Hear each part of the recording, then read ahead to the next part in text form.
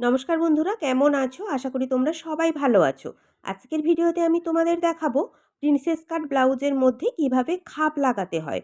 খুব সহজভাবে দেখানোর চেষ্টা করব। আশা করি মন দিয়ে ভিডিওটি দেখলে তোমরা শিখতে পারবে, খুব সহজেই খাপ লাগিয়ে নিতে পারবে, কোনো সমস্যা তোমাদের হবে না। তার জন্য কিন্তু সম্পূর্ণ ভিডিও তোমাদের মন দিয়ে দেখতে হবে। আর ভিডিও যদি ভালো লেগে থাকে তাহলে বলবো অবশ্যই ভিডিওটিতে একটি লাইক দিও, চ্যানেলটিকে সাবস্ক্রাইব করে পাশে থেকো। চলো তাহলে দেখে নিই।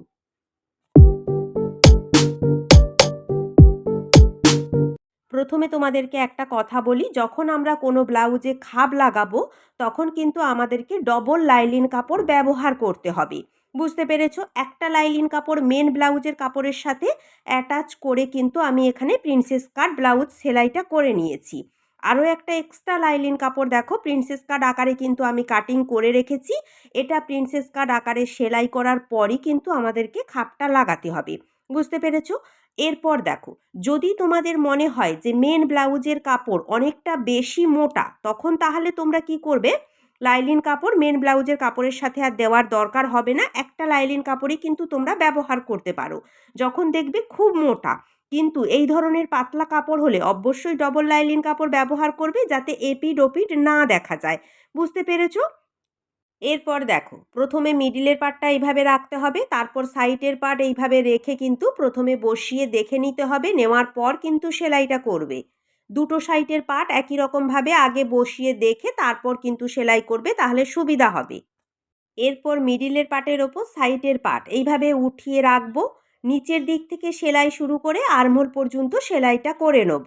দুটো কাপড় কিন্তু সমান করে ধরবে আর হালকা হাতে কিন্তু সেলাই করবে, তাড়াহুড়ো করবে না। কোনো রকম কাপড় এখানে টানবে না, যেহেতু রাউন্ডে সেলাই রয়েছে। যদি কাপড় টেনে ধরে সেলাই করো তাহলে কিন্তু কাপড় এখানে বড় হয়ে যাবে। আর অল্প অল্প করে কাপড় ধরে সেলাই করবে, বেশি বেশি কাপড় ধরে সেলাই করো না, তাহলে কিন্তু এখানে কাপড় ভাঁজ খেয়ে যাবে। বুঝতে পেরেছো? চলো তাহলে সম্পূর্ণ একই রকমভাবে কিন্তু সেলাইটা করে নেব।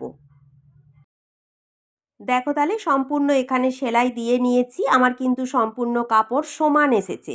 তোমরা নিচের দিক থেকে সেলাই শুরু করে আরমোল পর্যন্ত সেলাই করবে। যদি কোনো কারণে কাপড় কম বেশি হয় তাহলে আরমোলের দিকে কম বেশি হবে, তাহলে সমান করে কাটিং করে নেবে। বুঝতে পেরেছো? আরমোলের দিক থেকে কিন্তু সেলাইটা শুরু করো না। এরপর দেখো, ঠিক একই রকমভাবে অপর সাইডের পার্টটাও রেডি করে নেব। দেখো তাহলে অপর সাইডের পার্টটাও সেলাই করে নিয়েছি। এরপর খাপটা সোজা করে তোমাদের একবার দেখাচ্ছি, দেখো কত ভালো ফিনিশিং এসেছে খাপের, কত ফোলা ফোলা ফিনিশিংটা এসেছে। এরপর দেখো, আমি কিন্তু ওপরে একটা করে চাপ সেলাই দিয়ে নেব। মিডিলের পার্টের ওপর দিয়ে কিন্তু চাপ সেলাইটা দেবো। তাহলে কি হবে, কাপড়টা সুন্দরভাবে সেট হয়ে এখানে বসে যাবে। বুঝতে পেরেছো? দেখো তাহলে চাপ সেলাই দিয়ে নিয়েছি, কাপড়টা দেখো সুন্দরভাবে সেট হয়ে বসে গেছে। এরপর দেখো, মেন ব্লাউজের কাপড় এইভাবে উল্টো সাইডে রাখবো। এরপর লাইলিন কাপড় নিয়ে নেবো, লাইলিন কাপড়ের উল্টো সাইড আর মেন ব্লাউজের কাপড়ের উল্টো সাইড, দুটো উল্টো সাইড রেখে কিন্তু প্রথমে এইভাবে সমান করে ধরে এই যে গলার দিক রয়েছে, গলার দিকটা কিন্তু আমি প্রথমে সেলাই করে নেবো। গলার দিক প্রথমে সেলাই করে নিলে কিন্তু অনেক সুবিধা হয়।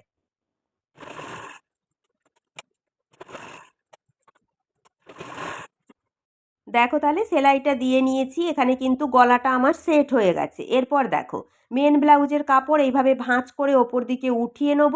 নেওয়ার পর এখানে পয়েন্টের মাপটা নিতে হবে। পয়েন্টের যা মাপ থাকবে তার সাথে 1/2 ইঞ্চি প্লাস করবে, কারণ আমাদের যখন কাঁচ সেলাই করব, কাঁচ সেলাই কিন্তু 1/2 ইঞ্চি চলে যাবে। বুঝতে পেরেছো? দুটো সাইডেই কিন্তু একই রকমভাবে পয়েন্টের মাপ নিতে হবে। তোমাদের পয়েন্ট যা থাকবে তোমরা কিন্তু 1/2 ইঞ্চি প্লাস করে পয়েন্টের মাপের দাগটা এখানে দিয়ে নেবে। এরপর দেখো, এখানে আমি 34 সাইজ খাপ নিয়েছি। তোমরা কিন্তু তোমাদের সাইজ হিসেবে খাপ নিয়ে নেবে। বুঝতে পেরেছো? এরপর যেটা করবে দেখো, খাপ এইভাবে প্রথমে মিডিল বরাবর একবার ভাঁজ করবে, তারপর আরও একবার ভাঁজ করে মিডিলে কিন্তু এইভাবে দাগ দিয়ে নেবে। নেওয়ার পর দেখো, যে কোনো ভাঁজের এক সাইডে এইভাবে লম্বা করে একটা দাগ দিয়ে নিতে হবে। তাহলে কি হবে, সেলাই করতে সুবিধা হবে। বুঝতে পেরেছো? এরপর দেখো, খাপটা এইভাবে উল্টো সাইডে ঘুরিয়ে আবারও একবার ভাঁজ করে মিডিল বরাবর আরও একটা এইভাবে দাগ দিয়ে নেব। দুটো সাইডে এইভাবে দাগ দিয়ে নেবে, তাহলে মিডিলটা তোমাদের বুঝতে সুবিধা হবে। দেখো তাহলে দাগটা দিয়ে নিয়েছি। খাপটা কিন্তু আমাদের এই বরাবর সেলাইটা করতে হবে, আর খাপ এইভাবে বসবে, সেই কারণে খাপটা এইভাবে ঘুরিয়ে নিতে হবে। নেওয়ার পর দেখো খাপের মিডিলের দাগ আর ব্লাউজের এখানে পয়েন্টের দাগ, দুটো দাগ এইভাবে সমান করে রেখে মিডিল থেকে সেলাই শুরু করে এই যে প্রিন্সেস কাটের শেপ দিয়েছি এই শেপ বরাবর আমি সোজা করে সেলাই করে নেব। তোমরা চাইলে এখানে কিন্তু অল্প করেও সেলাই দিতে পারো বা তোমরা এখানে গোল করেও সেলাই দিতে পারো। আমি এখানে সোজা করে সেলাই দিয়ে নেব। বুঝতে পেরেছো? দেখো তাহলে খাপটা ঠিক এইভাবে মিডিল টু মিডিল তোমরা রাখবে, অবশ্যই কিন্তু দাগটা দিয়ে নেবে। নেওয়ার পর কিন্তু সোজা করে সেলাইটা করে নেব।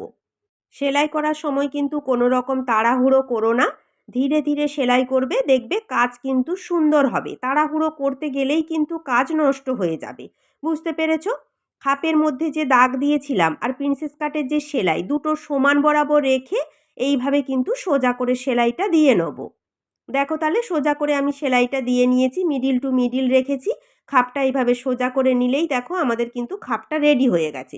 বুঝতে পেরেছো কত ফিনিশিংয়ের সাথে সেলাইটা হয়েছে? কোথাও কিন্তু কোনো রকমভাবে কাপড় ভাঁজ হয়ে নেই, তোমরা কিন্তু দেখলেই বুঝতে পারবে।